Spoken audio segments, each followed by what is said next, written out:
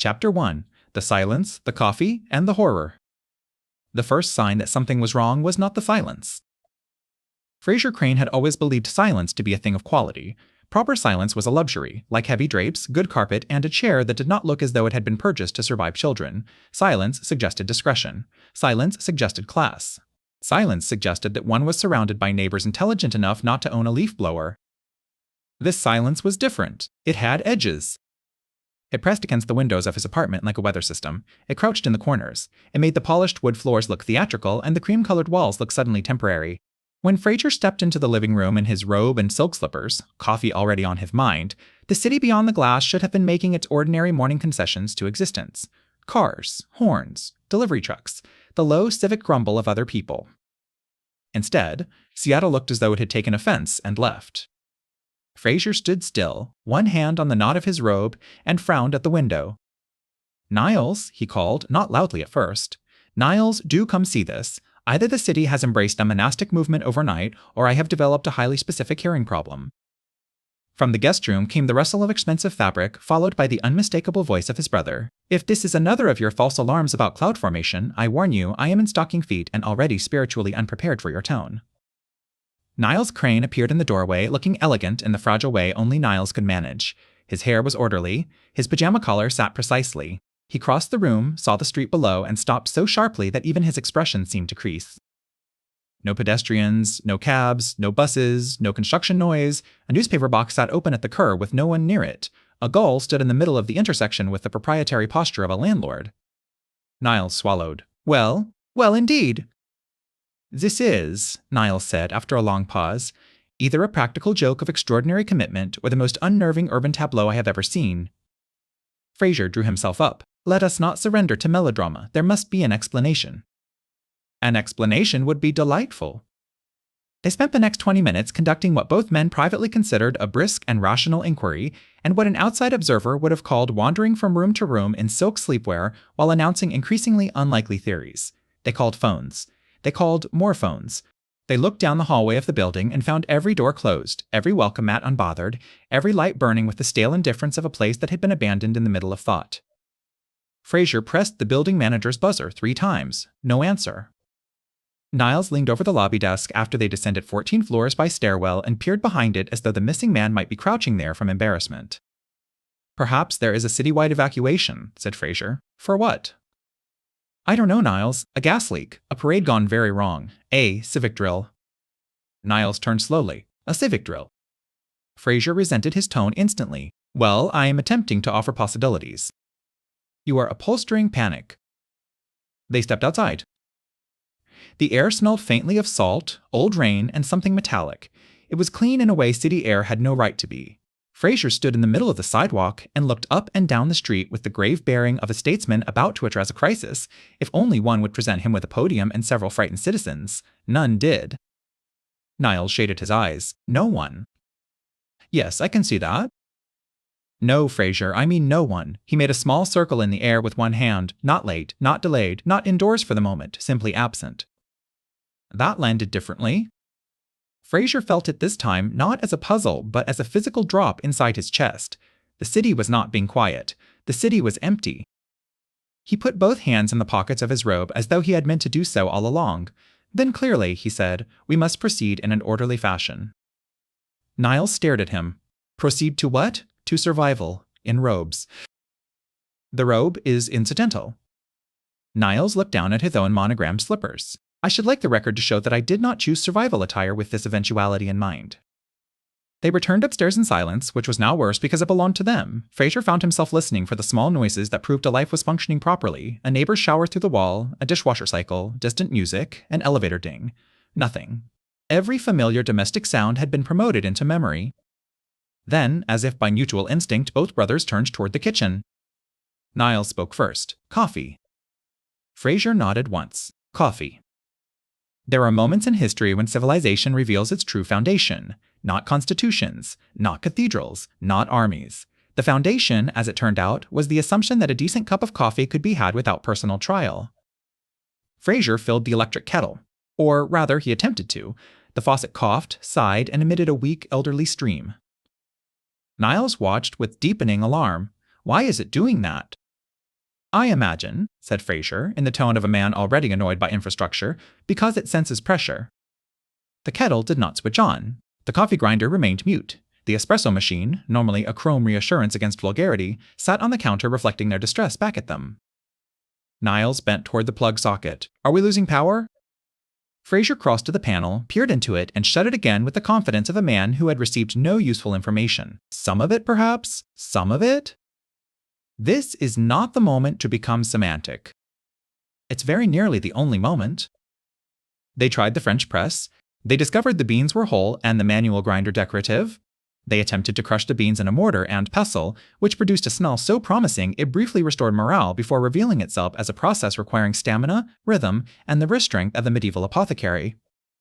Frasier pounded at the beans with grim ceremony. Niles held the bowl steady with evident distrust. This is barbaric, Niles said. No, Niles, barbarism would be surrendering to instant coffee. Is there instant coffee? Frasier opened a cabinet. There was. They regarded the jar in shared silence. I don't think we're there yet, said Frasier. Niles lifted one eyebrow. You are panting. I am reflecting. In the end, they compromised in the manner of all failing empires. The beans were unevenly crushed, the water only half hot, and the resulting brew had the body of regret. Frasier carried the cups to the table anyway. Niles brought the sugar bowl with the solemnity of a hospital chaplain. They sat. Frasier took one sip and closed his eyes. Dear God. Niles tasted his and visibly recoiled. This tastes like a threat. There are notes of mud. And battery acid. Frasier set his cup down with care. Very well, let us take stock. The city appears deserted. Building services are uncertain. Utilities are inconsistent. Coffee, for the moment, has been reduced to an interpretive exercise. Niles stared into his cup as though it had betrayed bloodlines. We cannot live like this. Frasier leaned back. The morning light fell across the table, across the silver spoon, across the linen placemat they had so casually assumed would always belong to an ordinary morning. Something stubborn rose in him then, something half vanity and half courage. No, he said, we shall not. If this city has abandoned its duties, then we will preserve what remains worth preserving. Niles looked up. You make that sound almost noble. It is noble. It's breakfast. Breakfast is the front line of civilization. Niles considered this. I hate that I find that persuasive. Frasier stood, straightened his robe, and began speaking more firmly, which always helped him believe himself. We shall maintain standards. We shall proceed by reason. We shall not descend into panic, slovenliness, or canned meat mentality. If the world has suffered some temporary derangement, it may yet recover to find that two men behaved impeccably in its absence. Niles glanced toward the laundry hamper by the hall. Frasier, what? If the water is failing and the power is untrustworthy, what exactly do you imagine happens to clean shirts? Frasier followed his gaze. The hamper sat there with a new and hostile presence. A simple household object had become a countdown. He looked down at his robe, then at Niles's immaculate cuff, then back toward the kitchen where the faucet had already begun to sputter like a contemptuous stage effect. We, he said carefully, shall address laundering tomorrow. Niles rose at once. No, I think perhaps laundry has ceased to be tomorrow's problem. At that precise moment, the bathroom emitted a hollow gurgle from somewhere deep inside the pipes, a noise like a building clearing its throat before delivering bad news. The brothers looked toward the hall. Niles spoke in a whisper. That sounded expensive. Frasier squared his shoulders. Then tomorrow, he said, is going to have to make an appointment. Chapter 2, Laundry is the First Barbarism. By 10 the next morning, both brothers had dressed for household combat with the degree of seriousness other men reserved for coronations or surgery. Frasier had selected what he called sturdy casual wear, and what Niles privately regarded as a professor's fantasy of manual labor: pressed chinos, a rugby shirt, loafers too expensive to encounter dust, and a scarf that served no practical function whatsoever. Niles had chosen soft brown slacks, a pale sweater, thin leather gloves, and an expression suggesting he expected the fabric itself to protect him from indignity. Between them on the living room floor sat 3 baskets of laundry. The sight had the moral force of an accusation. Frasier clasped his hands behind his back. Let us begin with principle. Niles closed his eyes briefly. Whenever you say that, a simple task begins budgeting for a funeral. Order, Niles. We must retain order. Whites separated from colors, delicates respected, towels independent. We are not animals. Niles looked down at the baskets. At the moment, animals are outperforming us. A fox in a field at least knows what a stream is for. The building laundry room was in the basement. In another age, this would have been a trivial inconvenience. Now it required planning, because the elevators had adopted a position of philosophical detachment, and the stairwell smelled faintly of plaster, old mop water, and abandonment. Frasier took the first basket, made it 4 steps down, and had to stop. "There is no ergonomic dignity to this," he muttered. "You are carrying shirts," said Niles, following with the detergent and a bag of clothespins he had insisted on bringing for reasons he could not yet defend, not refugees. "The basket handles are cutting off circulation. Your circulation has always been overly theatrical." By the 6th floor landing, both men were breathing hard enough to resent one another's lungs. They rested without admitting it was a rest. Frasier gazed through the stairwell window with statesmanlike fatigue. Niles adjusted his grip on the detergent as if he were merely refining technique. "You know," Niles said, "I always assumed people who hauled laundry down multiple flights lived with a very coarse understanding of consequence. We must not romanticize hardship." "I'm not. I'm blaming architecture." At last, they reached the basement. The laundry room lights flickered weakly, as though embarrassed to still be participating. The row of machines stood silent and large, white-faced and inscrutable. Somewhere behind the walls a pipe knocked once, then again, like an irritated old woman with a cane. Frasier set down the basket. "Excellent, we have arrived at the apparatus." Niles inspected the coin slots. "Do you have quarters?" Frasier stared at him. "No, I don't have quarters. Why would I have quarters?" "Because, historically, these devices have demanded tribute in that denomination." "Niles, in the current global context, I did not anticipate we would be defeated by pocket change." Niles pressed the start button on one machine. Nothing happened. He pressed harder, in the mistaken belief that additional resentment might supply electricity. "There may be a master switch," Frasier said. "There may also be a laundress hidden inside that wall, but I prefer theories with a source." They searched cupboards, panels, closets, and a maintenance room full of unlabeled supplies. Frasier found a breaker box and announced triumph only to discover that every switch was already in what appeared to be the proper position. Niles found a laminated instruction sheet on the wall and read it aloud with bitter respect. "In the event of system failure, contact management." Both men looked around the empty basement. "Management," Frasier said softly, "has become abstract." They stood in silence long enough for the laundry to become conceptually dirtier. Then Niles said, "Bathtub." Frasier turned. "What?" "The guest bathtub. If the water still runs intermittently, we may yet soak, agitate, rinse, and dry by line." Frasier blinked. "You know that makes you sound like a 19th century widow." "And yet I am the only widow in the room proposing a solution." The return journey was worse because the baskets, if possible, had become heavier with moral insult. Once upstairs, Niles commandeered the guest bath with the efficient anxiety of a field medic. He lined up detergent, towels, a broom handle, and the clothespins. Frasier hovered in the doorway trying to appear like command rather than surplus. "Surely this cannot be the optimal amount of soap," Frasier said as Niles poured detergent into the tub. "You don't know." "I know foam when I see it." "Then prepare to meet more." They filled the tub halfway before the faucet sputtered. Whites went in first. Niles rolled up his sleeves as though this were a highly regrettable operation on a beloved relative. Frasier poked at the water with a wooden spoon. "We have to move them," said Niles. "With our hands?"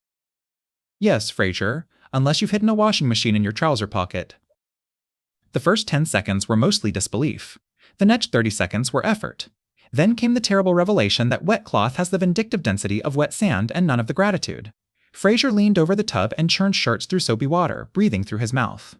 Niles worked with fastidious fury, lifting collars, separating cuffs, muttering disdain like a disappointed tutor. "I am not," Frasier said, straining, "built for this kind of repetition." "No one is built for it. That is why civilization invented buttons and monthly bills." At some point, Frasier added more detergent. He claimed later he had been attempting to help. What followed was a bloom of foam so aggressive it rolled over the side of the tub and slid across the tile in a perfumed white advance. Niles stepped back in horror. "Oh, marvelous! We've invented festive drowning." It seemed underlathered. Underlathered? It's a meringue. The floor became slick. Frasier lunged for a towel, skidded, and caught himself against the sink with a yelp of wounded dignity. Niles snatched the broom handle, not for balance but to shove a migrating drift of bubbles away from the hallway carpet. "This," Niles said through clenched teeth, "is exactly why monks took vows." Rinsing proved worse. Wringing proved humiliating. Drying proved theological. They strung a clothesline from shower rod to medicine cabinet handle to haul tree with the desperate creativity of men who had never before needed to solve a physical problem without paying someone. Soon, the apartment resembled a surrender flag convention. Shirts hung in the dining area. Socks drooped from lamp arms. Trousers dangled from the backs of chairs with the tragic elegance of defeated diplomats. Frasier stood amid the dripping field and tried to reclaim tone. Well, this is temporary. Niles, squeezing water from a pillowcase with the bleak concentration of a man compressing his hopes, said, "So is civilization, apparently." Yet beneath the misery, something had shifted. Niles had known what to try. He had seen steps where Frasier saw insult. Even Frasier, though he would never have admitted it in that exact moment, had followed his brother's instructions because they were better than his own rhetoric. He noticed it and disliked noticing it. Then the building made another sound. From somewhere behind the bathroom wall came a grinding shudder, followed by a hollow groan in the pipes. The kitchen faucet, which Niles had left on a thread of flow for rinsing, spit brown for one ugly second and went clear again. Both brothers froze. Niles turned very slowly. Did the water just threaten us? Frasier moved to the sink and tested the tap. The pressure was weaker than yesterday. This is no longer a question of laundry. No, said Niles. Laundry was merely the herald of apocalypse. They looked around the apartment at the damp shirts, the foam residue on the bathroom tiles, the faint smell of detergent battling something older and less civilized deep within the walls. Frasier straightened. We need a system. We need a plumber. There isn't one. Then I retract my objection to panic. As if in answer, the toilet in the hallway bathroom gave a long, echoing glug and released an odor so ominous that both brothers recoiled in perfect unison. Niles lifted the edge of his sweater over his nose. Whatever that is, it has intentions. Frasier took one step backward. Then our next task, regrettably, is sanitation. Niles looked toward the bathroom with the expression of a man asked to negotiate with a swamp. You realize, he said, that this is how barbarism begins, not with fire, with damp. Chapter 3, Plumbing, Pride, and a Catastrophic Odor. The odor arrived before breakfast and stayed with the confidence of ownership. It began in the hallway bathroom, advanced through the corridor, and settled into the apartment with a damp, intimate persistence that made it less like a smell than a personal remark. Frasier opened every window in a flurry of affronted command. Niles lit 3 candles whose fragrance notes had once promised cedar and bergamot and now promised only surrender under pressure. Neither was enough. Frasier stood in the doorway to the bathroom wearing yellow rubber gloves he had found under the sink. The gloves transformed him from eminent psychiatrist into distressed apricot. Niles remained several feet behind with a handkerchief pressed to his face. It would help, said Frasier, if you could stand somewhat nearer the problem. It would help more, said Niles through linen, if the problem could be moved to another continent. The toilet had stopped taking on water. The sink gurgled in a manner Frasier considered insolent. Somewhere below them, the building's pipes clicked and sighed like a body reconsidering life. Frasier bent over the tank. How complicated can this be? That sentence, said Niles, is how men end up on ladders in emergency rooms. It's a tank, Niles, not a reactor. And yet I have seen you lose arguments with a corkscrew. Frasier removed the lid and peered in. He made a face. There is a chain. Excellent. You've discovered machinery from the age of steam. There is also a float. That sounds worse. Frasier jiggled something. The toilet answered with a noise from deep in its porcelain soul and released a fresh wave of smell that drove both men backward. Good God, did you fix it? I have antagonized it. They retreated to the living room to confer at a safer altitude. Niles brought a notepad, because no problem existed so far beyond his temperament that he would not eventually attempt to solve it by creating categories. Frasier paced. We need to proceed logically. Yes, I'd begin with your not touching anything else. I will ignore that. Let us identify the relevant variables. Water pressure inconsistent, drainage compromised, odor intolerable. We need to locate the source. The source, said Niles, is hubris. The plumbing is merely its instrument. Still, they tried. Frasier decided the blockage must be somewhere under the sink because it was near, visible, and therefore emotionally satisfying. Niles, who had found an old building maintenance binder in a cabinet near the service stairwell, believed they should first shut off the water to the room before touching anything at all. That's absurdly cautious. It's regular cautious wearing clean shoes. If we keep circling the problem like nervous diplomats, the apartment will be uninhabitable. And if we let you negotiate alone, the sink will annex Belgium. Frasier got there first. He knelt beneath the sink, grunting at the small chrome valves. Frasier, said Niles, suddenly sharper, turn those first. I'm aware. No, you're touching the trap. I know what a trap is. You once called a fondue fork specialized cutlery. Frasier turned the wrong fitting.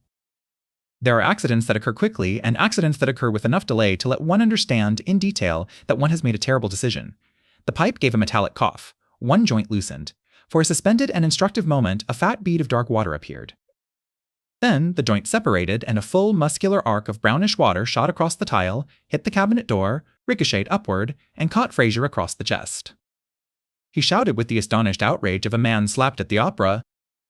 Niles leaped backward so violently he nearly collided with the bathtub. Turn it off! Turn it off! I am trying.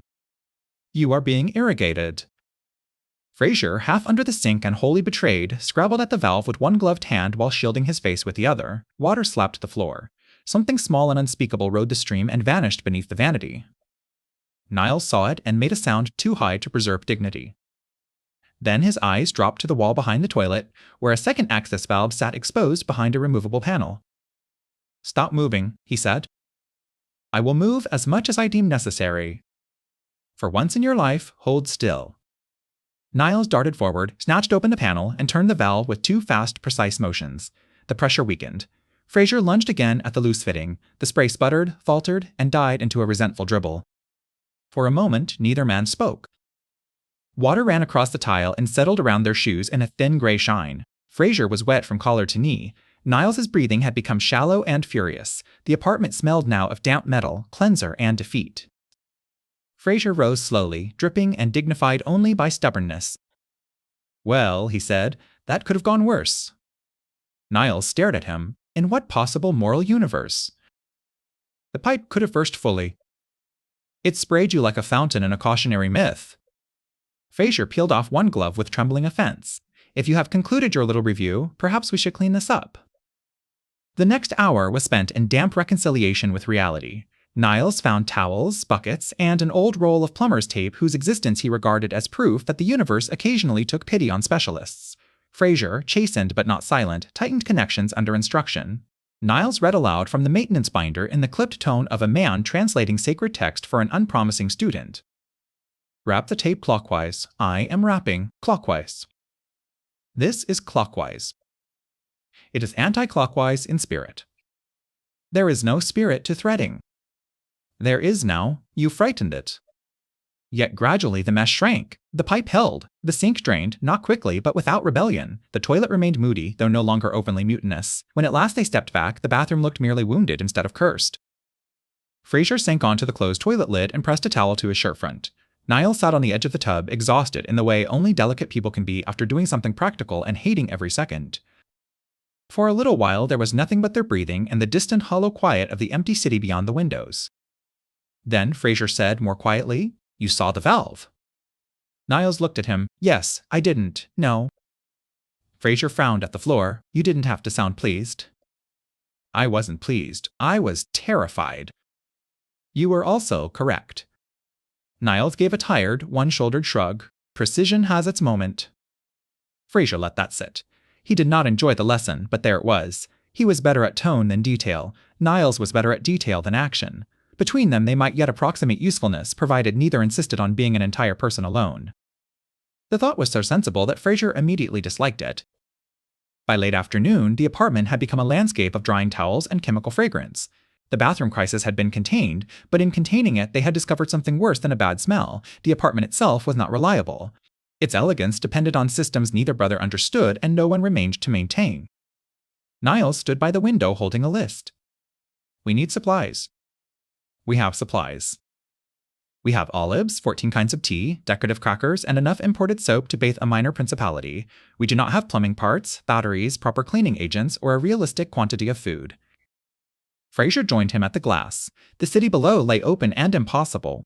Empty storefronts, empty sidewalks, the whole map of ordinary desire with no one in it. You propose a trip.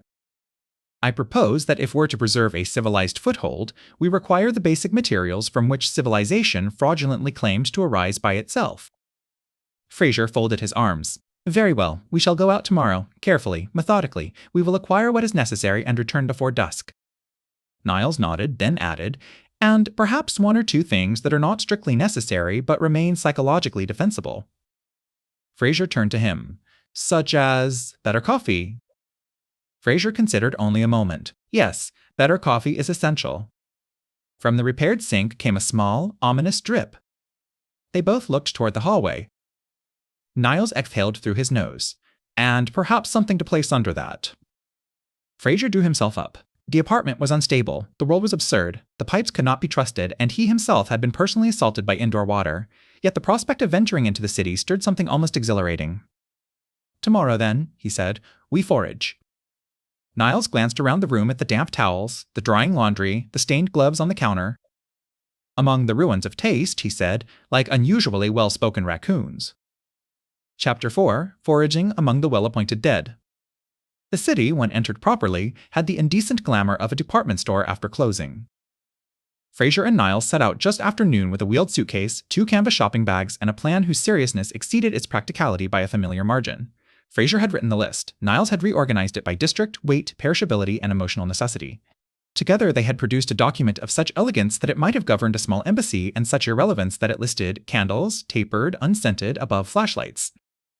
Their first stop was a gourmet market. Its doors had frozen half open. The air inside was cool but losing the argument. Refrigerated cases hummed in weak decline. Rows of imported pasta, olives, preserves, and sparkling water still gleamed under overhead lights, as though commerce might resume at any moment if only someone would ring a bell. Niles breathed in. This is unnervingly soothing. It is proof, said Frasier, already reaching for coffee beans, that standards can survive interruption. That cheese counter is dying in front of us. Standards can survive selective interruption. They moved through the aisles with the dangerous freedom of men whose biggest lifelong obstacle to shopping had been price. Frasier took 2 tins of caviar on principle before Niles reminded him that neither tin could be trusted without refrigeration. Niles spent several minutes choosing lentils not because lentils mattered to him, but because even in apocalypse he refused to buy the wrong kind. We're here for essentials, Frasier said, holding 3 bottles of mineral water under one arm and a bag of dark roast under the other. Yes, that is why you've selected smoked almonds, anchovy paste, and hand-cut sugar cubes. Morale is essential. Those are decorative morale. From the market, they moved to a pharmacy, then a hardware store, where the comedy of abundance turned on them.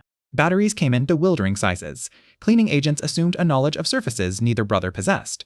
Plumbing washers lined whole walls in tiny, accusatory packets. Niles squinted at a rack of fittings. How is anyone expected to know which of these corresponds to a civilized emergency? Perhaps, said Frasier, we take several. Several? There are 43 visually identical circles. Then we take tasteful circles. Niles turned, scandalized. Taste has deserted the chat. They settled eventually on a basket full of objects selected by speculation, fear, and packaging clarity. Flashlights, multi-purpose cleaner, work gloves, duct tape, batteries in every plausible shape, a plunger they pretended not to recognize, and a small toolkit whose existence they regarded with the wariness of men. Purchasing a live animal. The true decline began at the boutique hotel on 4th. Frasier had only meant to stop in the lobby because he missed confidence as an architectural phenomenon. The revolving door stood still. The reception desk gleamed. Fresh flowers had browned elegantly in a tall vase by the check-in counter. Soft piano music no longer played, but one could almost hear its ghost. Now this, Frasier said, is how one maintains morale. Niles ran a hand over the back of an armchair. I admit if one must endure the end of humanity, one would prefer a lobby with proper upholstery. 5 minutes later, they had discovered the banquet storage room. There are temptations that speak to hunger, and there are temptations that speak to identity. Frasier lifted a silver-domed serving tray with reverence. Niles found boxed table linens. A banquet cart stood nearby on silent wheels, and once spotted, it altered the entire expedition. We can transport supplies with this, Niles said. Frasier looked at the cart, then at the lobby, then at his brother, Niles. Yes? I think we may have found our civilization. They loaded the cart. At first, this was sensible. Bottled water, non-perishable food, towels, candles, a case of matches, a crate of shelf-stable soup from the hotel kitchen. Then came the drift, crystal glasses for continuity, a better saucepan, 3 immaculate white tablecloths, 2 down pillows. A brass bell from the concierge desk, because Frasier claimed it might prove useful for summoning one another, and Niles correctly diagnosed this as madness. By the time they reached the street, the cart looked less like survival planning and more like a minor royal household fleeing tastefully. Pushing it uphill was ruinous. The wheels, ideal for polished ballroom floors, took personal offense at cracked pavement. The cart rattled, shivered, and pitched. Bottles clinked, soup cans shifted. Frasier pushed from the rear with a jaw set in performative heroism. Niles steered from the front and issued increasingly urgent warnings. Mind the curb. I see the curb. No, you see the concept of the curb. The actual curb is to your left. This thing was not built for topography. Neither were we. Halfway up the next block, the cart struck a seam in the pavement, stopped dead, and flung one of the tablecloth boxes into the street. Frasier lunged after it. Niles grabbed the side rail. A crate of mineral water tipped and burst open. Bottles rolled away down the empty road with delicate glass pings that sounded criminally cheerful. Both brothers stared at the escaping water. Niles spoke first. Run. They ran. There are many indignities a man may endure before the age of 50 without serious damage to self-respect. Chasing loose mineral water down a deserted avenue while shouting the names of brands is not among them. Yet, there they were, darting after bottles as though being observed by a malicious god with a taste for physical comedy. Frasier caught one under a parked car and rose muttering. Niles trapped another against the curb with the pointed toe of an Italian loafer, then looked down at the scuff mark in actual grief. Oh, this day is a vandal. Still, when they finally returned to the apartment building, sweaty, dusty, and offended, the hall was undeniably impressive. They brought up the supplies in stages and arranged them in the kitchen, dining room, and hall with ceremonial care. The toolkit sat on the counter like a difficult guest. The extra linens restored morale at once. The coffee beans, when placed beside the injured espresso machine, looked like a promise. As twilight moved over the windows, the apartment began to feel less like a shrinking island and more like a fortress designed by very impractical aristocrats. Frasier opened one of the hotel's better bottles of sparkling water and poured it into crystal tumblers they had no business prioritizing. Niles sat at the dining table with the brass concierge bell in front of him, frowning at it as though it had personally offended proportion. You know, said Frasier, today was not without success. It was not without spinal compromise either, but we adapted. We overpacked elegantly. It's not the same thing. Frasier lifted his glass, a meaningful distinction perhaps, but not one I intend to honor this evening. Niles looked out at the city. The windows of other buildings still reflected sunset. No one moved behind them. No one ever did. He turned the bell idly with one finger. Do you ever think, he said, more quietly than usual, that if there were others, we'd have found some sign by now? Frasier did not answer at once. The question sat between them without irony, and for a moment neither man knew what voice to use with it. Then Frasier straightened a little. If there are others, he said, then what they need is guidance, reassurance, a steady voice. Niles glanced over. Oh no. Why oh no? Because that is the tone you use before inventing a public role for yourself.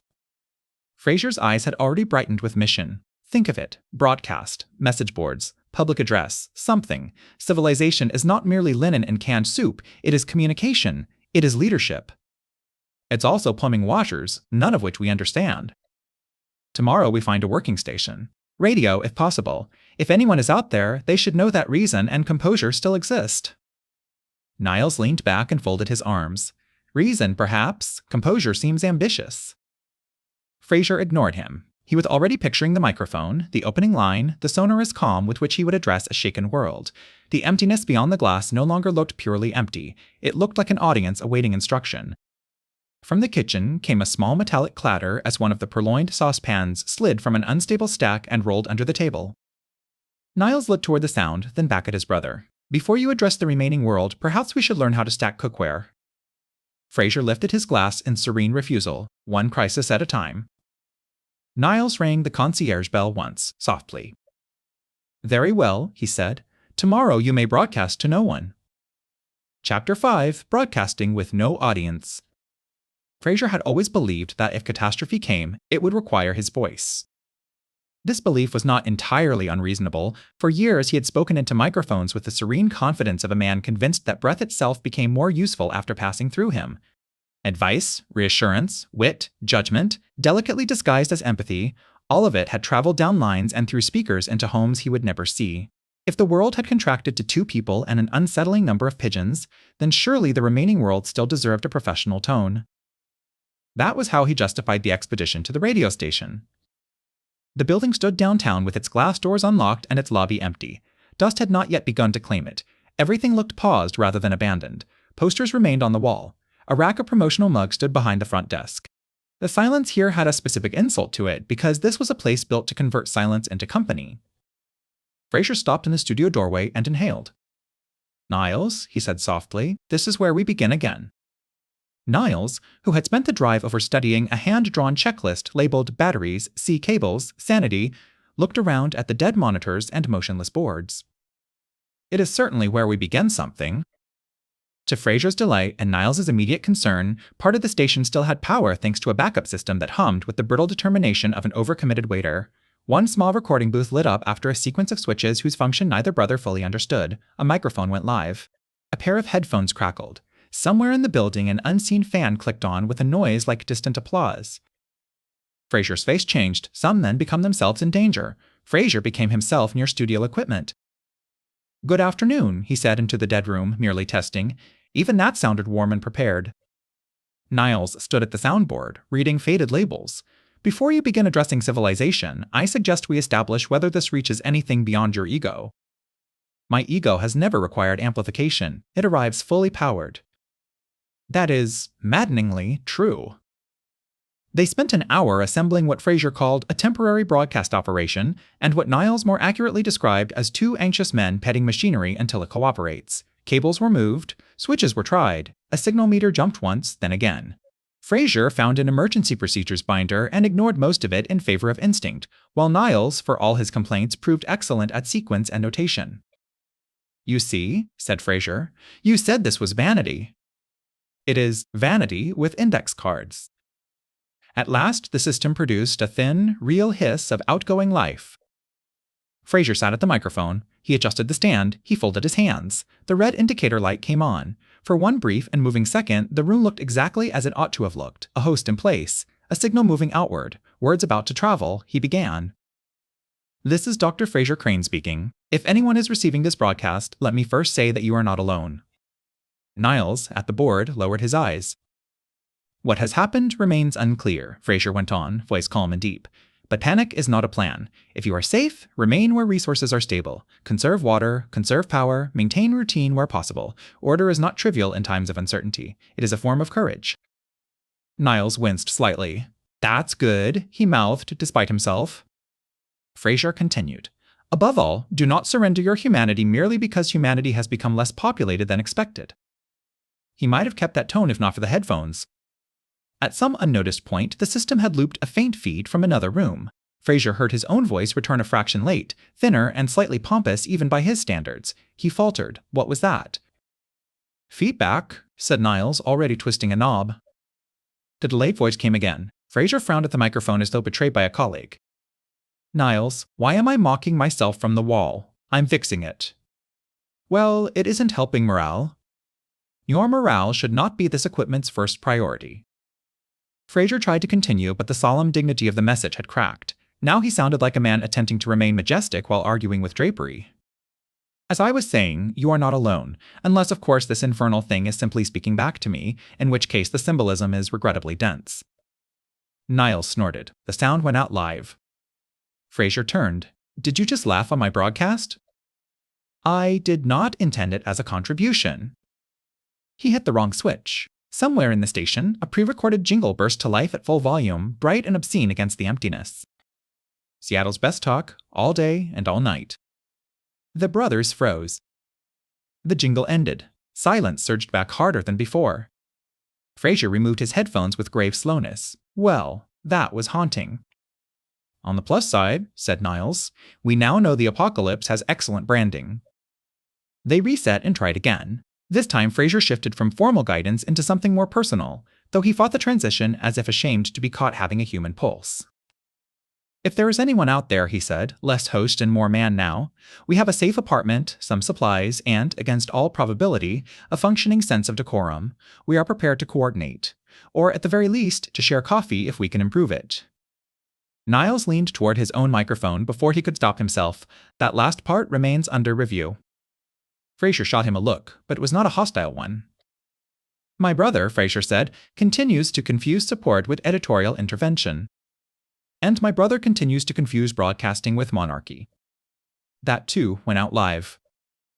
What followed was not an address to survivors so much as a very public argument about microphone distance, intake levels, diction under pressure, and whether it was responsible to invite unknown strangers into an apartment with unresolved plumbing. Twice, Frasier attempted to recover dignity by returning to a formal sign-off. Twice, Niles interrupted with practical caveats. By the end, they had accidentally told the empty air more truth than either intended. "You don't want listeners," Niles said at one point, forgetting the microphone. "You want witnesses." Frasier stared at him. Niles, realizing too late that the line had gone out into whatever remained of the world, looked back at the board. "Well," he muttered, "if there are survivors, they now know my review." Frasier drew breath to retaliate. Before he could, the backup power system emitted a warning chirp, then a second, sharper alarm. The booth lights flickered. A bank of monitors died at once. The air conditioning fell silent. A smell of warm circuitry rose through the room. "What did you do?" Frasier demanded. "What did I do? You've been speechifying at a machine older than our best knees." They moved quickly then, more quickly than their habits would have predicted. Niles shut down what he could. Frasier yanked a power cable on instruction and nearly fell backward over a stool.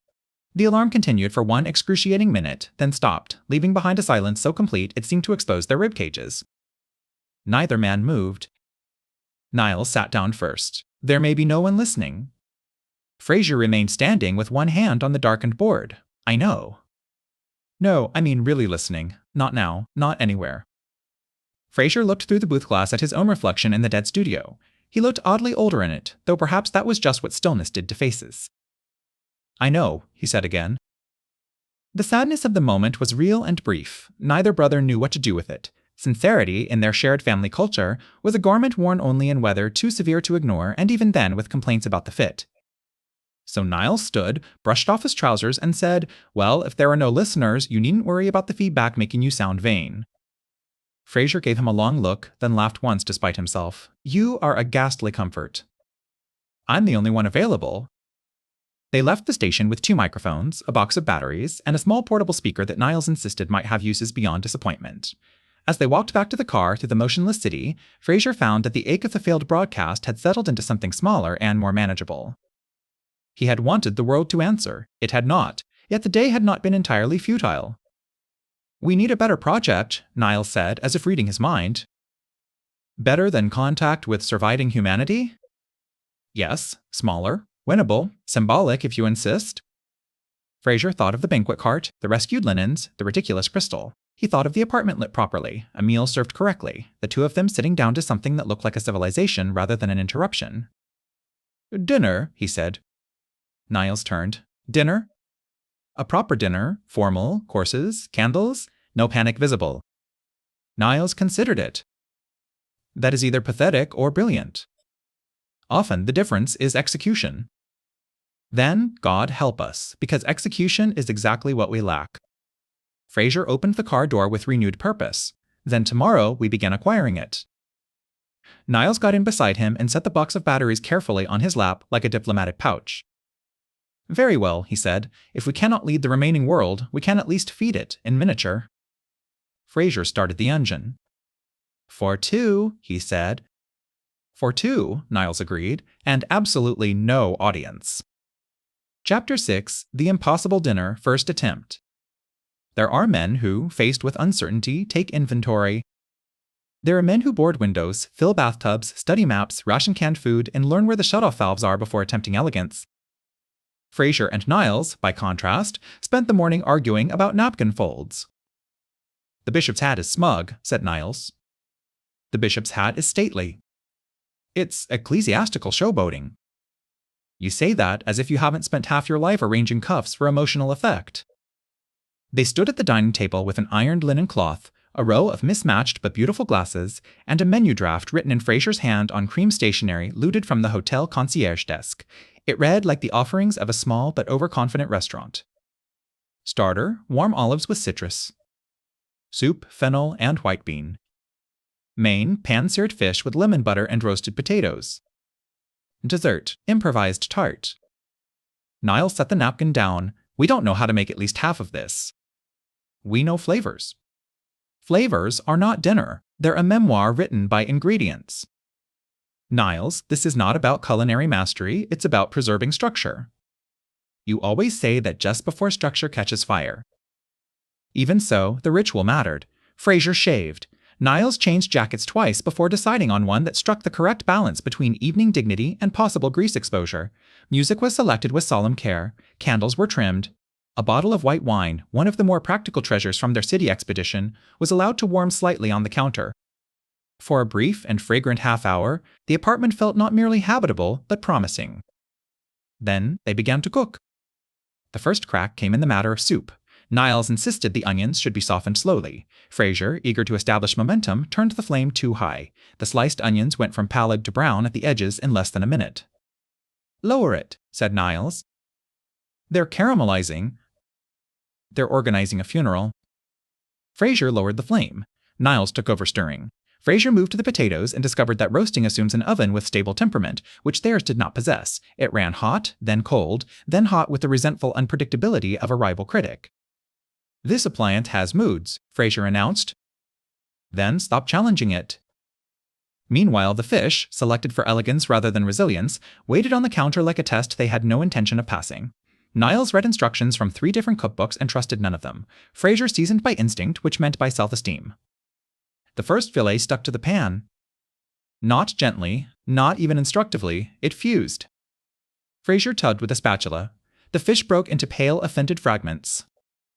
"This was not a difficult species," Niles said, backing away from the splatter. "I am aware. It behaved as a fish. I am aware of that too." The second fillet fared little better. Niles attempted to compensate by lowering the heat, then overcompensated with patience, leaving the exterior wan and the interior troubling. The kitchen filled with the smell of butter, lemon, scorched starch, and male disappointment. Still, they pressed on, because surrendering in stages felt worse than pressing toward one large disaster. Frasier abandoned the tart and converted dessert into poached fruit with cream, which sounded intentional until one noticed the fruit was canned pears and the cream had developed a texture suggesting private concerns. Niles salvaged the soup by adding more stock and pretending thinness was sophistication. The potatoes blackened on one side and remained cheerfully undercooked on the other. By 6 o'clock, both men were sweating in jackets they had no business still wearing. "We should sit down," Frasier said too brightly. "To what? To the evening." "The evening is armed." Nevertheless, they plated. The dining room looked magnificent. Candles threw warm gold over the linen, crystal caught the light. The silverware gleamed with a confidence the food did not remotely share. For one exquisite and misleading moment, if one looked only from the shoulders up, the brothers appeared to have succeeded. Frasier lifted the wine bottle. "Niles." "Don't toast yet." "Why not?" "Because the kitchen is making a sound." They both turned. The sound was faint at first, a dry clicking from the stove area. Then came a thin trail of smoke from the pan where the lemon butter sauce, forgotten in the last rush to plate, had reduced itself into something dark and theological. Frasier sprang up. "Good Lord!" Niles followed so quickly he nearly knocked over his chair. Frasier grabbed the pan handle barehanded, yelped, dropped it, and sent a gout of smoking fat across the burner. A brief yellow flame lifted. "Don't throw water on it," Niles shouted, though Frasier had not yet moved. "I wasn't going to." "You were absolutely going to?" "I was reaching for judgment." Niles snatched a lid and slapped it over the pan. The flame vanished. Smoke did not. It thickened at once and rolled toward the ceiling in a gray wave that made both men cough with indignation more than fear. Frasier flung open the window above the sink. Niles fanned the air with a baking sheet, which accomplished nothing except redistributing shame. Within moments, the apartment smelled less like dinner and more like an accusation delivered by butter. When at last the smoke thinned, they stood in the wrecked kitchen looking tired enough to be honest. Frasier loosened his tie. "Well?" Niles set down the baking sheet. "This may be the first formal dinner in history to require ventilation as a course." Frasier laughed once, bitterly. Everything was there. The room, the table, the intention. Yes. And yet we still produced this. Niles looked past him to the dining room, where the candlelit table waited with pathetic beauty. "We produced a rehearsal," he said. Frasier turned. "A rehearsal?" "Yes, an expensive, smoky, fish-based rehearsal. The point was not to pretend we still live in the old world. The point was to discover what the new one requires." Frasier looked at him, surprised. "You mean adapt?" "I mean, stop acting as though confidence is a substitute for sequence. You make adaptation sound terribly dull." "Only because you're addicted to a reveal." They returned to the table. The meal was not good. The soup was passable if treated as a broth and not discussed. The potatoes could be eaten with determination. The fish resisted classification, yet because both men were hungry and exhausted and the candle still burned with unreasonable faith, the evening did not wholly collapse. It simply lowered its ambitions until it became survivable. Halfway through the meal, Frasier set down his fork. We attempted too much. Wildly. We should have chosen one course and done it properly. Or two modest ones, with redundancy, and less fish, much less fish. Frasier nodded. The admission cost him, but not as much as it would have a week earlier. You were right about systems. Niles glanced up. Careful, that tone suggests growth. Don't mock the moment. I'm protecting it. Growth is delicate. For a little while, they ate in relative peace. Not happiness, exactly, not triumph, but something sturdier than fantasy. The room was beautiful because they had made it so. The meal existed because they had forced ingredients into cooperation. It was not the world they had lost, but it was not nothing. Then Frasier made the mistake of saying, of course, the fish might have gone differently had you not interrupted the pan temperature every 30 seconds. Niles lowered his fork, interrupted, adjusted, saved, fretted over, managed. By dessert, which was simply pears and bowls and no one pretended otherwise, the quarrel had matured into an audit of every insult, mistake, and correction of the previous 3 days. The plumbing disaster resurfaced. The broadcast humiliation returned. Laundry became evidence in a case neither man had known he was building. Their voices rose. Candles trembled. Somewhere deep inside the building, a pipe knocked as if objecting to the tone. At last, Niles stood. Very well. If my methods are so oppressive, perhaps you should enjoy your civilization unassisted. Frasier stood too. And if my leadership is such a burden, perhaps you should curate your own tiny duchy of caution elsewhere. Niles stared at him, color high in his face. Gladly, he left the room. Frasier remained at the table in the soft candlelight, one hand on the back of his chair, listening to the guest room door close with shocking quiet. The impossible dinner had not been an absolute failure. That, in a way, made it worse. They had come close enough to see what success might look like, and close enough to spoil it by being exactly who they were. From the kitchen came a late, miserable drip into the sink. Frasier looked toward the hall and said aloud to no one, tomorrow then. The apartment did not answer. Chapter 7, A House Divided Against Itself. By noon the next day, the apartment had been partitioned by grievance. No physical wall had gone up, but several emotional ones had been erected with admirable speed and excellent posture. Frasier claimed the living room, study nook, and main bathroom under what he termed executive necessity.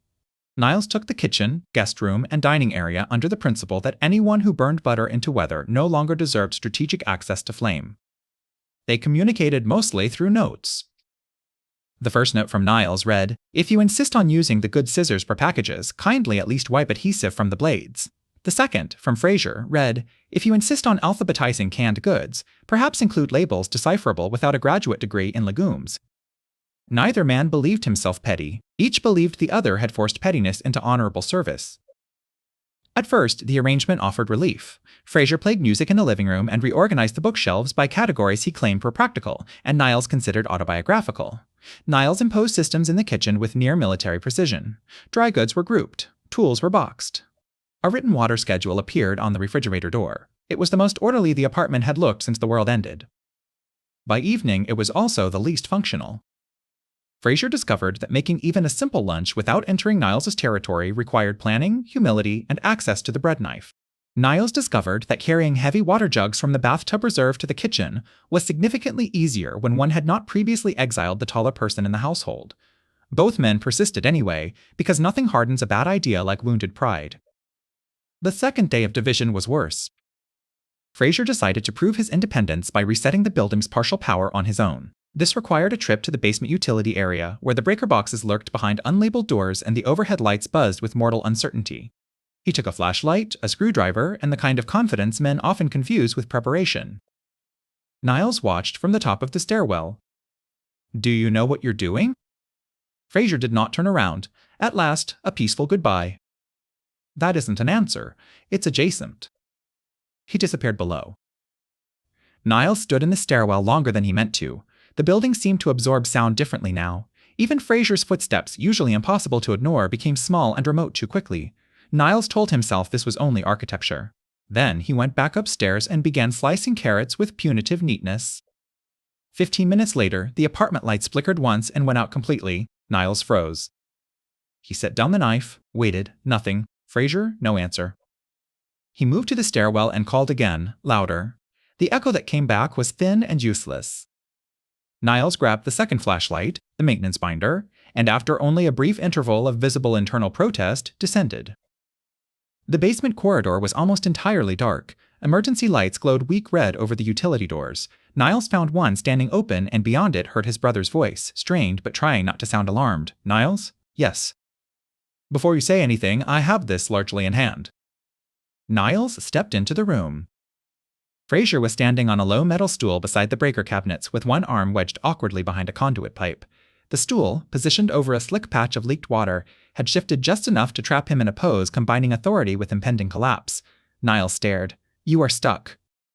I am temporarily restricted. You are one adjective away from a newspaper cartoon. Would you care to help, or shall we classify me until nightfall?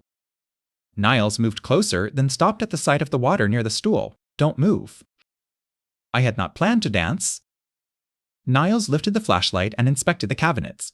Frasier had apparently succeeded in flipping several breakers and failed at respecting a tangle of old conduit that now pinned his sleeve and wrist against the wall. Worse, the stool had 1 foot half sunk into a crack beside the drain. One wrong shift and it would slide. Niles breathed in once, sharply. All right, listen carefully. I dislike your tone. It's the competent one. Good, hold on to that feeling. The maintenance binder in Niles's hand happened, by one of those absurd mercies that visit the desperate, to contain a diagram of the electrical room. Niles propped it open on a paint can and traced the conduit path with the flashlight. There was a maintenance latch on the far side of the cabinet, inaccessible from Frasier's angle but reachable if one stepped around the puddle and behind the pipe rack. It also required bending low, getting dusty, and touching surfaces no sane person would describe as dry. Niles looked at the route, then at his trousers, then at his brother. You owe me beyond language. Frasier, still trapped, said with commendable restraint, noted.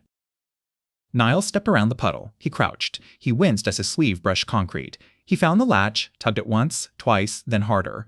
Something metallic released with a loud clack. The conduit shifted outward by an inch. Now, he said, slowly, pull your arm back and step down to the left. Frasier did as told. The stool wobbled. Niles lunged without thinking and caught his elbow. Together, in a wholly undignified knot of shoes, sleeves, and mutual resentment, they made it to solid ground. For a second, they simply stood there, breathing in the red emergency light. Then Frasier said, Thank you. Niles looked at him. The words were plain, unpadded, and therefore more startling than a speech. You're welcome. Frasier glanced toward the dead lights. Did I turn off the apartment entirely? Spectacularly.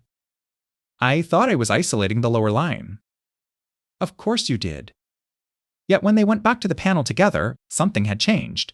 Frasier no longer brushed off instructions. Niles no longer delivered them purely as criticism. They worked through the diagram in order. One held the light while the other reset switches. One read labels aloud. The other repeated them.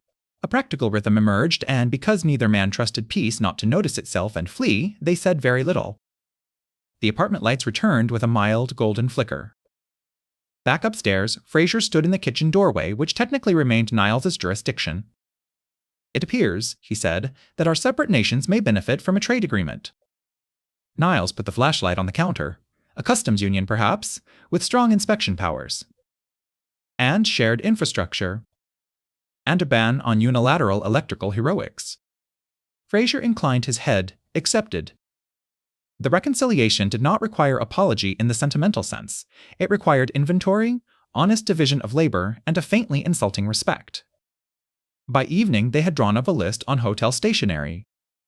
Frasier, lifting, carrying, public morale, furniture movement, broad strategic choices, emergency improvisation under supervision. Niles, sequencing, maintenance notes, kitchen systems, ration tracking, fine motor tasks, veto authority over flames and plumbing. Shared, coffee, lookout duty, morale preservation, and dinner. They pinned the list to the refrigerator. Niles stepped back and considered it. It's not elegant. Neither are we, said Frasier. No, but this is at least organized. Frasier opened a cabinet and held up the remaining bottle of decent wine. Tomorrow, we try again. Niles looked toward the dining room. The linen had been rewashed. The silver waited polished on a tray. The first failed dinner no longer felt like proof of defeat. It felt like embarrassing data. With a simpler menu, Niles said. with a simpler menu, and no fish. No fish. They were still standing there when a small thud sounded from the hall closet, followed by the slow, perilous slide of something stacked badly. Both men turned. Niles sighed. What now? Frasier rolled up his sleeves. Now, he said, we continue civilization. Chapter 8. The Last Dinner Party on Earth. The second dinner began in silence, but it was a better kind. Not the stunned, outer silence of the empty city. Not the brittle, injured silence of brothers keeping score. This one belonged to concentration. It moved with them as they worked. It allowed for instructions, corrections, and the occasional dry remark without turning every sentence into a referendum on worth. The menu had been revised by hard experience into something survivable. Starter, warm olives and toasted bread. Main, bean stew with sausage, herbs, and roasted potatoes that had been pre-boiled by Niles on the sensible theory that confidence should never again be their only cooking method. Dessert, pears, honestly. Frasier chopped onions at the counter under Niles' supervision, which he accepted with only mild theatrical suffering. Niles had arranged ingredients in exact order of use. The stove knobs bore tiny paper labels. A towel for hot handles hung within reach. 2 timers sat on the table like diplomatic observers. You see, Niles said, checking a pot, preparation reduces emotion. I object on philosophical grounds. You may object after the onions. Frasier smiled despite himself and returned to chopping. The knife work remained uneven, but the pieces were at least recognizably related. Outside, evening lowered itself over the city in layers of blue and copper. Inside, the apartment held warmth, salt, and the first believable smell of dinner they had yet produced. The setbacks came, of course. Civilization, in their custody, could never be allowed a clean run. First, the power dipped while the stew simmered, leaving the kitchen lights blinking twice before settling. Frasier looked up sharply. Was that a warning? Niles did not even turn around. No, it was the building reminding us that success must be earned on hostile ground. Stir. So, Frasier stirred. Then, one of the dining candles snapped at the base while Niles was setting the table. In earlier days, this would have triggered a 10-minute debate about aesthetics and omen. Tonight, Niles simply trimmed another candle and replaced it. No speech? Frasier asked. I have downgraded the event from tragedy to wax. Later, the potatoes threatened once more to burn on one side. Frasier, alerted by smell rather than confidence, called for Niles instead of improvising heroics. Niles adjusted the pan, lowered the heat, and said only, "Good catch." Frasier found the words oddly gratifying. By 7, the room was ready. The white linen fell clean over the table. The crystal from the hotel glimmered. The silver was not an exact set, but it was polished enough that the distinction no longer mattered. Candles reflected in the dark windows, making it look for an instant as though other rooms had lit up all across the city in answer. Frasier came in carrying the stew pot with grave ceremony. Careful, Niles said. I am being careful. No, you're being dramatic with cookware. The line is fine. Yet he set the pot down safely. Niles brought the bread. They sat. For 1 long second, neither moved. It was not that they feared spoiling the moment, it was that both recognized it at once and did not trust themselves to look directly at it. Frasier reached for the wine. Niles. Niles rested his hands on the edge of the table. All right. Frasier poured carefully. The wine was red tonight, modest and sound. He put the bottle down and lifted his glass. To standards, he said. Niles lifted his own. To standards adjusted for circumstances. To standards surviving circumstances. To circumstances losing, narrowly. Their glasses touched. The stew was good. Not impressive, not restaurant good, not the sort of thing either brother would once have praised in public, but it was rich, hot, properly salted, and unmistakably a meal rather than an accident. The potatoes were tender. The bread crisped evenly. The olives, warmed with citrus and herbs, tasted almost luxurious. Frasier leaned back after the second bite and closed his eyes briefly. My God, we've made dinner. Niles took another spoonful, then another, as though suspicious the success might evaporate if not confirmed. Yes, he said, actual dinner.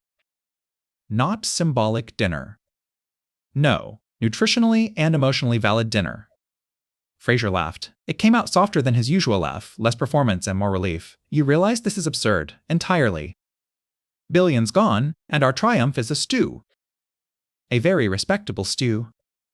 Frasier looked around the candlelit room at the polished glass, the neat plates, the window framing the emptied city. I thought I wanted to preserve the old world exactly. That was never available. No, he shook his head. No, it wasn't. Niles dabbed at his mouth with a napkin, then set it down. But this is not nothing, Frasier. There was no joke in that line. Frasier heard it and answered in the same register. No, it isn't. They kept talking as they ate, and because the work had gone well, the conversation did not need to defend anything. They discussed routes through the city, which stores might still be worth raiding, whether the apartment across the hall contained usable blankets, how often the water reserve truly needed rotating, and whether the radio equipment might be made to broadcast music if not wisdom. When Frasier drifted into an idea too grand, Niles trimmed it. When Niles worried a detail into paralysis, Frasier widened the frame. It was not harmony. Harmony would have required different brothers, but it was rhythm, which for them was better and rarer. Dessert arrived in bowls without pretense, pears with a little sugar and spice, cream replaced by a spoonful of yogurt Niles had rescued from the market before it lost the will to live. They ate it by candlelight and found that honesty, if properly plated, could feel almost elegant. Frasier set down his spoon. Do you remember yesterday? Vividly. I'd prefer not to, but I mean the useful part, the list, the division of labor. Yes, it works. Niles glanced toward the refrigerator where the note still hung. Of course it works. It was written by the only practical sibling. Frasier smiled into his glass, and improved by the only one capable of lifting the banquet cart over a curb. A fair partnership, then. A horrifyingly fair one. The candles burned lower. Outside, the city remained dark except for a scatter of automatic lights and the cold gleam of towers with no one in them. Inside, however, there was linen, warmth, food, and the companionable clink of spoon against bowl. Frasier rose at last and moved to the window with his glass in hand. Niles joined him. They stood shoulder to shoulder, looking out over a world too large to solve and too silent to understand. Frasier lifted his glass slightly toward the glass itself, toward the city, toward whatever might still exist beyond sight. To civilization, he said. Niles took his place beside him, such as it is. Such as we can manage. Which, against expectation, is slightly more than yesterday. They drank. That was when the apartment emitted a fresh sound from the hall closet. Not the harmless thud from the night before, but a prolonged creak followed by the unmistakable crash of something large giving up on balance. The brothers closed their eyes at the same time. From under the closet door slid a slow, white drift of hotel linens they had stacked too high and secured too poorly. One folded table stood, hidden behind them, clattered down after it with operatic finality. Frasier lowered his glass. Well? Niles pinched the bridge of his nose. At least this time we've eaten first. Frasier turned from the window and set down his glass with the calm of a man no longer pretending that dignity meant exemption from chores. Shall we? Niles looked at the collapsed closet, then at the candlelit table behind them, then back at his brother. We shall. Together, they rolled up their sleeves and walked toward the next emergency, not gracefully, not fearlessly, but on full stomachs and with a system in place, which was close enough.